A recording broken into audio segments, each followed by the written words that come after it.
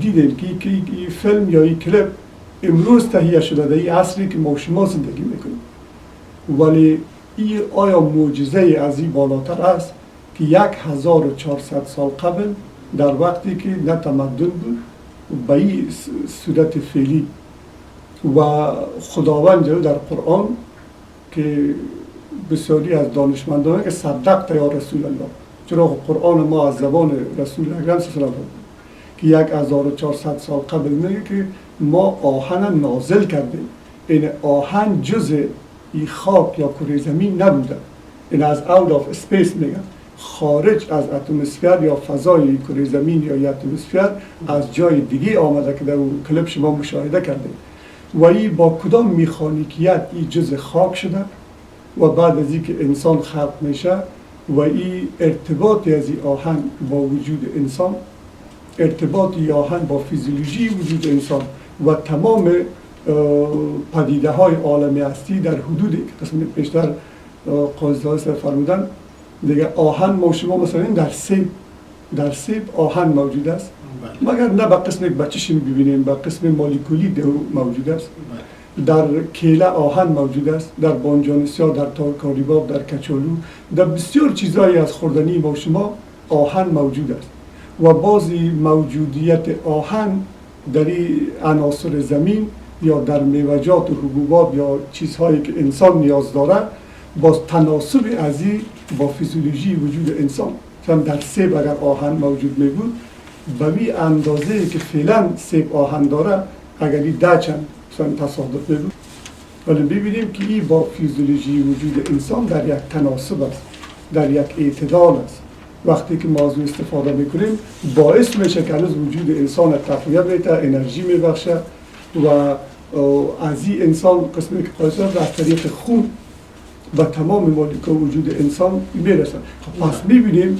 که آیا اون معجزه قرآن که آهن برای مسلمان در قدم اول که یک آیت خداست، نشانه کمال هنرنمایی است، این متوجه شد. دوم ایره خدا گفت ما برای شما منفعت ماندیم برای بشر دهیم، منفعت معنوی پیدا کردن یا دریافت معرفت با خالقی هستی و کائنات که این سیستمی که این نظمی که در آهن و باز در تمام میوه‌جات و حبوبات و خوردنی های انسان باز اون تناسبش با فیزیولوژی وجود انسان آیا شده میتونه که تصادف باشه.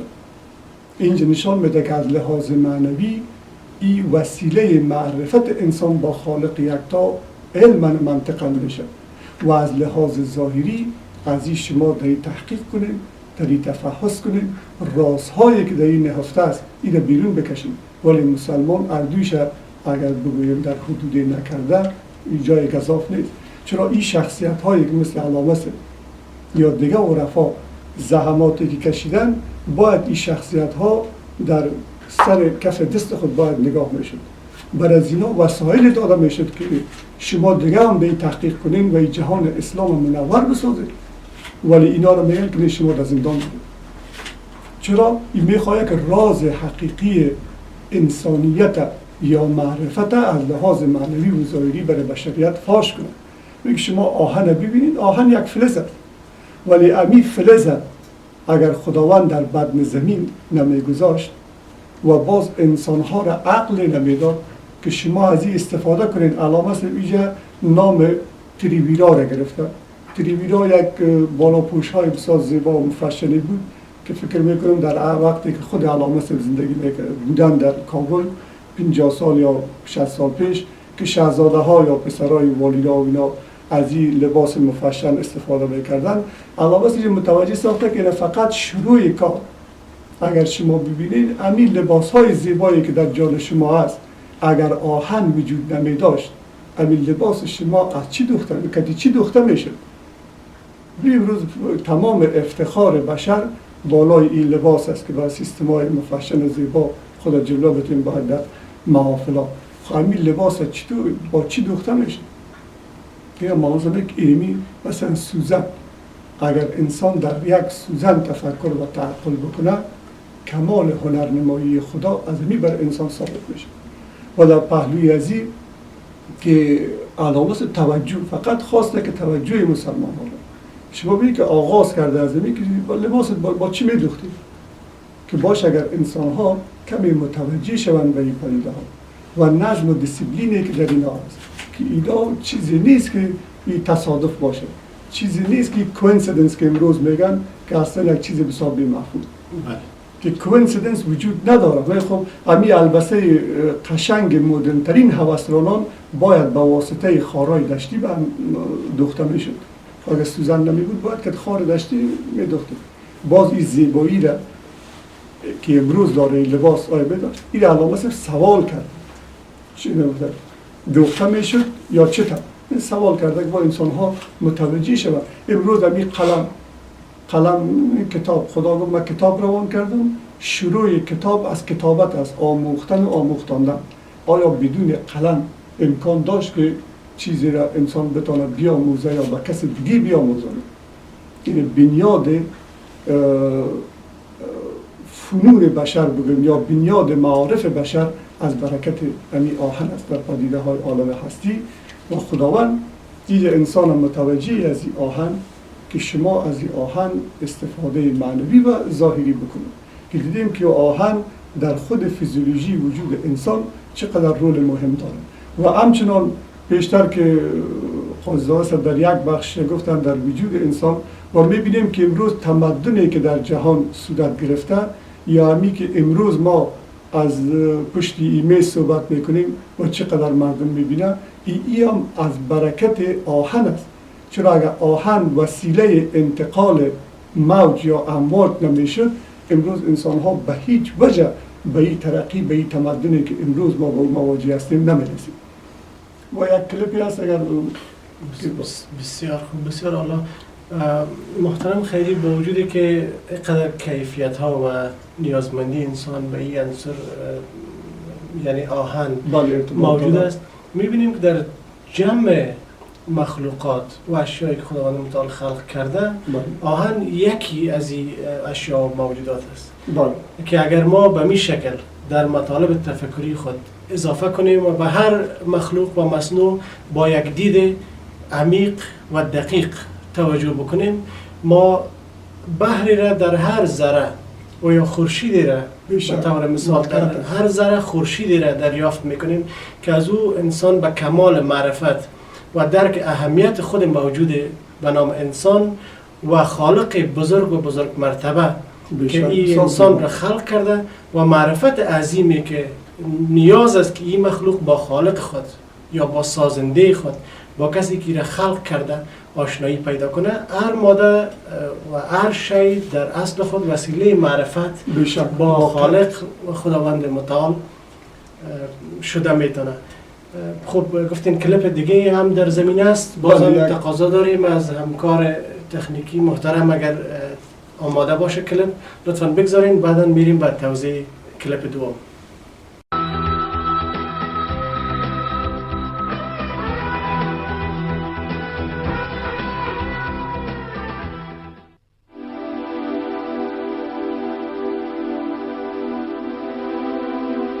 The 11th verse of Surat At-Tariq in the Quran refers to the returning function of the sky.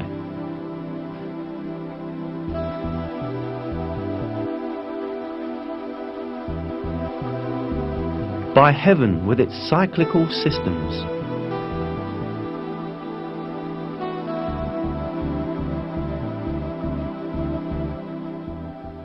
This word, interpreted as cyclical in Quran translations, also has meanings of sending back or returning.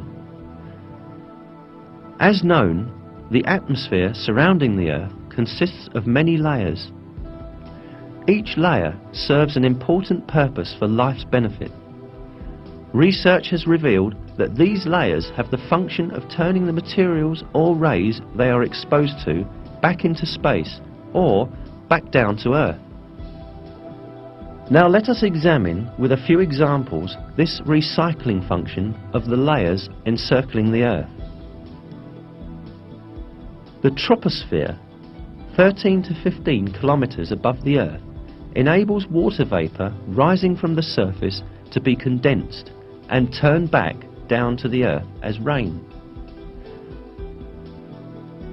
The ozone layer, at an altitude of 25 kilometers, reflects harmful radiation and ultraviolet light coming from space and turns both back into space. The ionosphere reflects radio waves broadcast from the Earth back down to different parts of the world, just like a passive communications satellite, and thus makes wireless communication, radio and television broadcasting possible over long distances.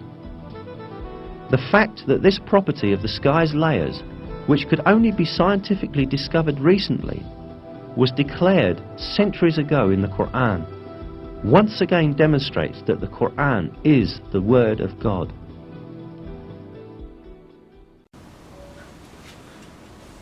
تشکر از بینندگان گرامی که تا این دم با ما بودن و همچنین از همکار تکنیکی که تونستن کلیپ ها را با وقتش با ما بگذارن. خب محترم خیری، در توضیح این کلیپ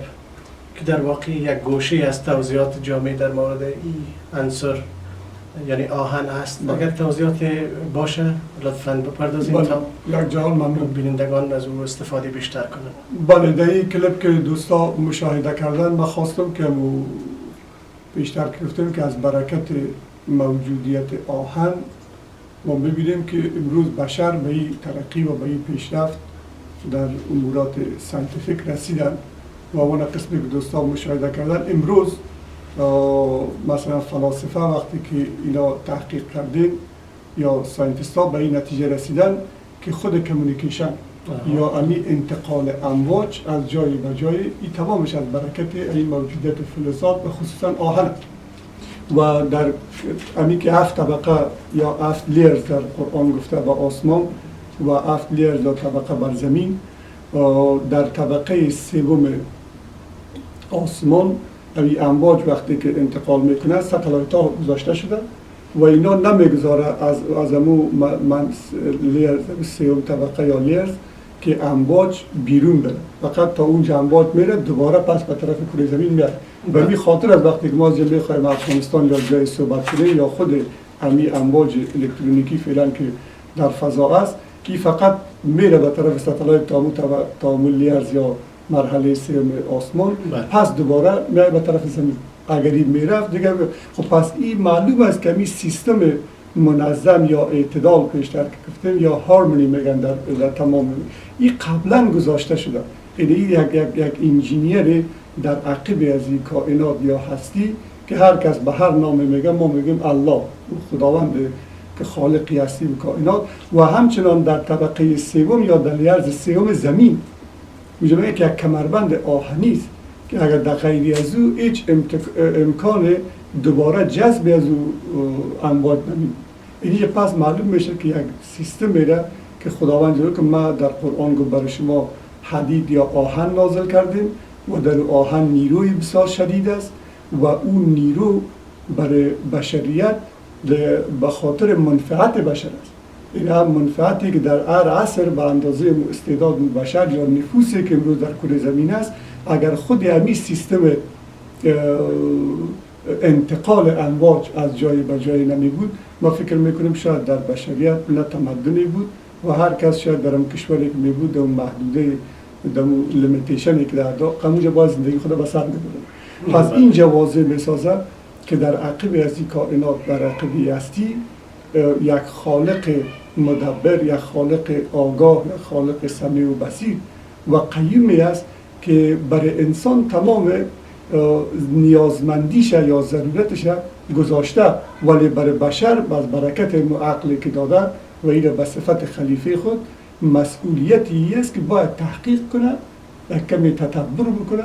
بتونه راز یا اسراری که در اشیاء نهفته است او را از او بیرون بیاره و از او استفاده معنوی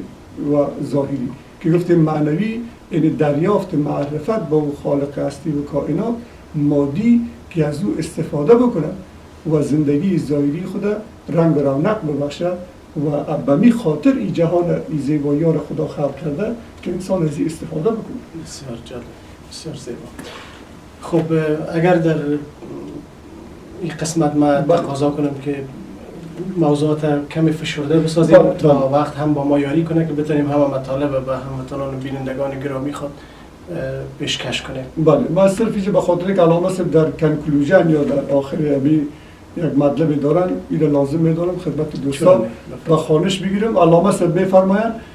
اینک ما کوچکترین نمونه از ارزش‌های مخلوقات ذات کبریایی را به شکل ساده بازگو کردیم. هرگاه دقت شود به خوبی تمام دانسته میتوانیم که این سراچه دنیا کلیه لوازم زندگی مرفوعه انسانها را خدای متعال مهیا داشته. فقط برای مشغولیت انسان بر روی عقل منکشف با کمی مساعی استفاده گیری از آن را مباح نموده تا دیده شود که در اثنای گرفتاری به مصنوعات صانع کلیه مخلوقات را فراموش میکنند یا خیر. لیبلوکم ایکم احسن عملا که علاوه سبب در اخیر میگه که خداوند دنیا را ما در چند هفته قبل که به دوستا حضور یافتم امی آیت شریفه که خدا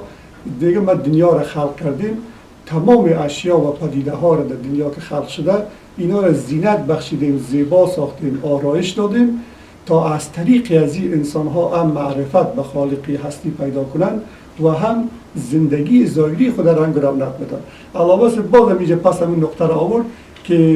این مخلوقات که خداوند قبلا دیزاین شده برای انسان آماده شده، فقط انسان به خاطر از اینکه در این کره زمین مصروف دریافت معرفت خالقی هستی و کائنات باشه و همچنان بتونه از این اشیا یا اسراری که در اینا نیافته است در حدود استعداد بشری خود از این استفاده بکنه. ما بازم آیت شریف میگه که خداوند جل جلاله میگه که من ترجمه امتحان میکنم شما را که کدام یک از شما نیکوترین اعمال انجام میدید. این خود از زیبایی هستی لذت بردن اگر به خاطر دریافت معرفت خدا باشه هیچ گناهی نیست. اگر این پدیده ها را انسان ها زیر و بر کردن و از این استفاده هر قدر استفاده که انسان بتونه در حدود امو شریعت این انسان مباح هست برش باید بکنه. این تعبیری هم که از قرآن شده که دنیا منفوره است، دنیا به درد نمیخوره و فقط موضوع نماز بکن و استراحت شو که دنیا برای مومن نیست، این یک تعبیر بعید، یک تعبیر بسیار غلطی بوده که شاید اگر بگوید اعدای دین شاید در بین مسلمان های دامن زده باشه. در صورتی که خداوند ده که لیبلوکم ایکم احسن عملا، پس اگر انسان عملش به خاطر دریافت رضای خدا باشه، به خاطر خدمت به امنوش باشه، هر قدر که از دنیا استفاده بکنه او هنوز کمتر از برش، مباح هست برش. ولی اگر این دنیا را با صرف به خاطر امی زیبایی هایش که این صرف یک پکچر یا تصویری از بهشت است یا از پرتو صفات خداست، اگر دری باز محو میشه این را معبود خود میگیره یا فکر میکنه در عقیب از این دیگر چیز نیست. اینجاست که عرفا در مذمت دنیا چیزی گفتیم. در حقیقت جهان پرتو صفات یا تجلی صفات خداوند است، نمیشه جهان پرتو. مثلا دید سعدی بزرگوار که بگه بر جهان خرم از آنم که جهان خرم از اوست، عاشقم بر همه عالم که همه عالم از اوست. این از دید یک عارف، از دید یک انسان آگاه، این ما حتی خداوند قرآن میگه که شما عاشق ما باشید. الذین آمنوا اشد حبا لله، این شدیدترین محبتتان به خدا باشید. محبت وقتی که در مقام شدت میرسه به عشق تبدیل میشه. ولی سعدی بزرگوار میگه که ما عاشق این عالم هم هستیم، چون این عالم پرتو صفات جمال خداست. اگر تو در معرفت خدا در این جهان غرق باشی پس امی خودش صفات خداست. خب میبینیم الرب ربوبیت پرورش میده، الغنی برش دولت و زیبایی و علم غنا کرده و الحی برش حیات داده، المصور برش زیبایی تصویر. خود پرتو جمال خداست نسبت به بهشت کمتر. مگر این دیز اگر کسی بخواه حالا سلیسه ما عاشقی عالم هستم، چرا ما انسان نو پیداست، شاید 1000 سال، میلیون سال، 1,00,000 سال، ولی اراده انسان خود در خلقت زمین نرفته بود، اراده خالق در خلقت زمین رفته بود، مشیت و اراده خدا رفته بود که باید انسان خلق شد و این کائنات و یک مرحله امتحان برای انسان ها. پس وقتی که سعدی صاحب میگه که اراده خالق در عقب خلقتی کائنات رفته یا این هستی رفته، من دوست دارم، من عاشق همون اراده هستم، چرا من نیستم دارم. پس اینجاست که عرفا وقتی که در مذمت دنیا چیز گفته، برای او کسایی گفته که دنیا را معبود خود گرفته یا در خواهشات دنیا به اندازه غرق هستند که از مفهوم معرفت باز مانده. در غیر از اون میگه نقش نیست که در سرش سیبان است. یک واقعا محترم خیلی بسیار نکات جالب و جانداری را شما اشاره داشتین در این زمینه. و از راستی که عرفا هرگاه حدودی را یا علما و سایر دانشمندان بر انسان حدی را و معیاری را برای استفاده از اشیا و مصنوعات قائل میشن، این یک اصل پذیرفته شده است و هر چیز در یک حدود و یک لیمیت نتیجه خوب را به عامل یا به کننده عمل حاصل میسازه. در هر چیز یک حد، مثل در نوشیدن، در خوردن یک حد لازم دانسته شده که از او بیشتر به امراض و به تکلیف انسان ها روبرو میشن. حتی در تعیین وقت خواب اگر انسان از او بیشتر میخوابه و یا اگر کم خواب میباشه، بنان انسان به مشکلات و معضلات روبرو میشه. و همین قسم در استفاده اشیا هم قسمی که شما اشاره داشتین محترم خیری و عرفا به این زیادتر توجه کردن، حدودی را به خاطر صحت و بهره برداری بهتر از مصنوعات انسان باید مد نظر بگیره و یک اصل علمی و پذیرفته شده است. اما موانع و قیوداتی که در جوامع ما خصوصا جوامع اسلامی تعیین شده نظر به شرایط و حالات، او هم یک دید کلی و وسیع در بسا مسائل نبوده، بلکه از روی نیاز و ضرورت حدودی به بعضی مسائل تعیین شده که این موضوع برمیگرده به اوضاع داخل کشور ما هم که در امورات تعلیم و تحصیل یک اندازه تنگ نظری در بخش تعلیمات اوناس و خواهران ما به وجود آمده که این موضوعات در اصل در کن در شرع و یا در حدود در مشروعات یا در لزوم دیدهای دین نیست، بلکه این اجتهاداتی است که در خلال یا در مسیر حیات انسان ها به وجود آمده و همون شکل باقی مانده و همین حدود بیشتر به نام بقره یا چادری که امروز در کشورهای ما مخصوصا مروج است، این هم اصل شرعی نداره، اما نسبت محدودیتایی که اجتهادا آمده به این شکل باقی مانده که این همه چیزش قابل اصلاح و قابل یافتن سلامت در این امر است. و اگر روز علما و دانشمندان و عرفا به این موضوعات بیشتر توجه بکنن، معضلات مشروعات و چیزایی که لازم است تا چیزایی که اجالتا به شکل اضطراری بوده این از بین برداشته میشه و در واقع همین دنیا سراچه آرام به اولاد آدم خواهد بود و همو هدفی که دریافت معرفت خداوند در این جهان وظیفه انسان است، این وظیفه به شکل خوب انجام خواهد شد. هرگاه ما در قیودات و در لازم است و لازم نیست به اصطلاح مصروف باشیم و حیات انسان ها هم به این وابسته شود، طبیعی است که در یک حالت انجماد، در یک حالت به اصطلاح تنگنا زندگی انسان ها قرار میگیره. قسمی که در کشور ما و شما هم این قوانین و در بسا کشورهای دیگه هم وجود داره متاسفانه. خب بسیار نظریات وسیع و مطالب مهم موجود است که در بحث عرفان و معرفت میشه او را به اصطلاح تقدیم بیننده کرد، اما نسبت کمی فرصت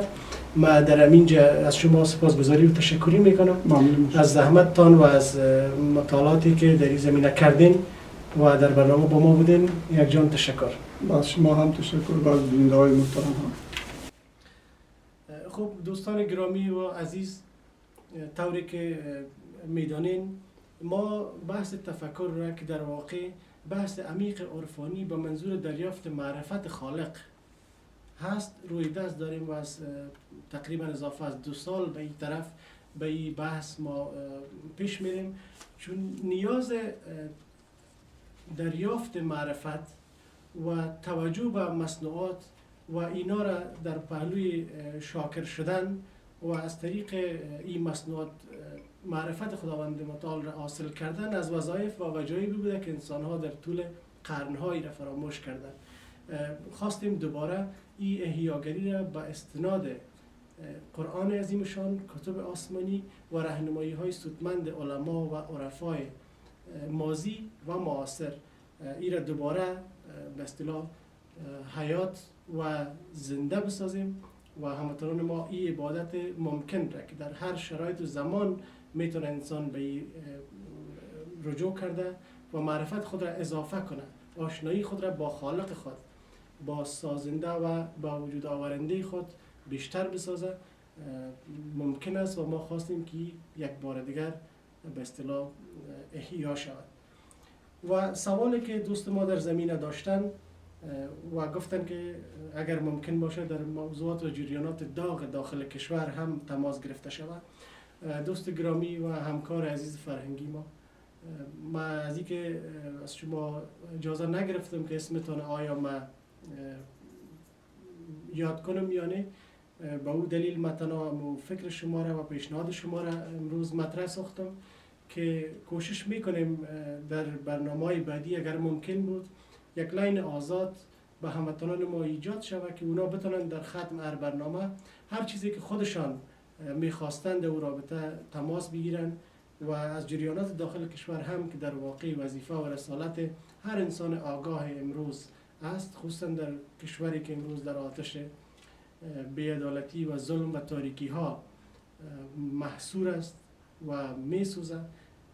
البته دوست کاری اگر شده باشه خالی از خیر نیست و هدف عرفان و معرفت هم خدمت به خلق برای جلب رضایت خالق است که کوشش میکنیم ما در این عرصه اگر بتانیم وقتی را اختصاص بدیم در برنامه